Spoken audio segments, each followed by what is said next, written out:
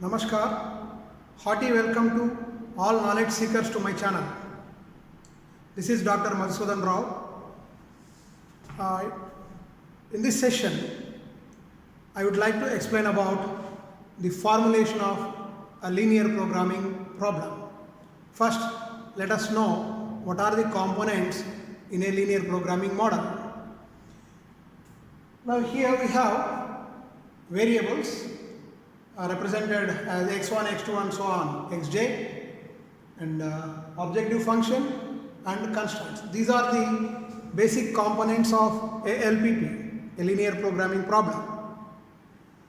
First, we must understand what is a linear programming problem. See, we have decision variables, that is xj, say, maybe x1, x2 or and so on, xn. So we have to find out the optimal value of these variables by solving the problem. So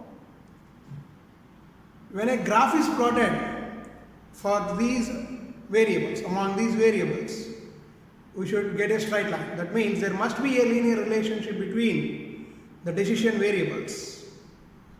That, in other words, in objective function or constraints, if any of the xj is having an exponent 1, not more than 1, it is not greater than 1, then it is said to be a linear programming problem. So we have decision variables, then an objective function. An objective function is a mathematical expression formulated considering the costs or profits or any other resource or the capacity, etc., which we want to optimize, and formulating a mathematical expression by considering the cost or profit or any other parameter of interest cj and the decision variable xj. So for each xj there will be a corresponding cj. So the sum of all these put together, that is sigma cj xj, where j varies from 1 to n. This is represented by z. So z equal to sigma cj xj, where j varies from 1 to n for n number of variables. Now our objective is either to maximize or minimize. In general, these two scenarios only exist. Suppose if it is a profit scenario, then we will try to maximize the objective function z. So we can write in such case maximize z equal to sigma cj xj. Similarly, if it is a cost scenario, then our objective is to minimize the total cost. So our objective function form will be like minimize z equal to sigma cj xj. Then coming to the constraints part. See, in any problem which we come across in operational research, there may be some resources. Suppose if you take a small case of a manufacturing organization where 2 or 3 different products are produced. Now let us denote the number of units of each product of each type as x1, x2, x3, say. Now each unit of product type 1, product type 2, product type 3 may require different amounts of raw materials, say. Suppose we have m different types of raw materials. Raw material type 1 may be required in different quantities for these 3 different types of products. Raw material 2 may be required in different quantities for these 3 different types of products, and so on. Now the available raw materials, as an example we are taking, so the available raw materials are limited. Now our objective, that is z, has to be maximized. Say we want to maximize z equal to sigma cj xj, but the xj may not assume an infinite value, because as xj grows on, that means as xj is increasing, z will also increase infinitesimally. But it is not possible, because each of these xj's will assume a limited value, because the resources are limited. So we have m different types of resources which may be available to produce each type of these products, and based on the availability of raw materials only we have to optimize the solution to the problem. So accordingly, some constraints or restrictions on the values which the decision variables can assume have to be imposed while designing the problem.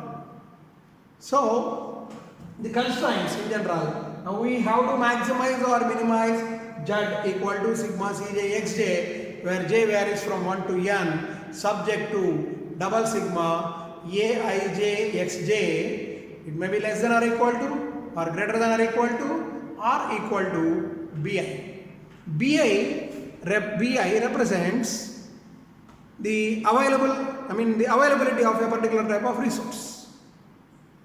Now, for each Xj, Aij will represent, that means A11, A12 and so on for the first type of raw material, A21, A22 and so on for the second type of raw material, that means for B2, like that. So the total consumption Aij Xj is the consumption for type 1 product, A11 X1 say, A12 X2 for type 2 product, A13 X3 for third type of product, like that. So as there are number of Xj's, accordingly the length as well as the number of such constraints will be increasing. And one more general constraint is that any of the Xj should not be negative. That means non-negativity constraint.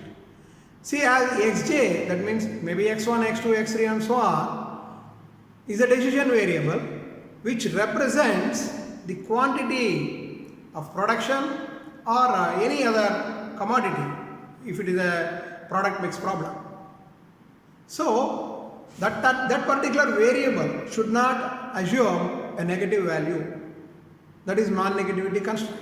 So the LPP model will be like this, that is maximize or minimize depending on whether it is a profit scenario or a cost scenario, Z, that is the objective function, which is equal to sigma Cj Xj, where J varies from 1 to n, subject to the constraints double sigma Aij Xj, where I varies from 1 to m and J varies from 1 to n, may be less than or equal to, or greater than or equal to, or equal to Bi.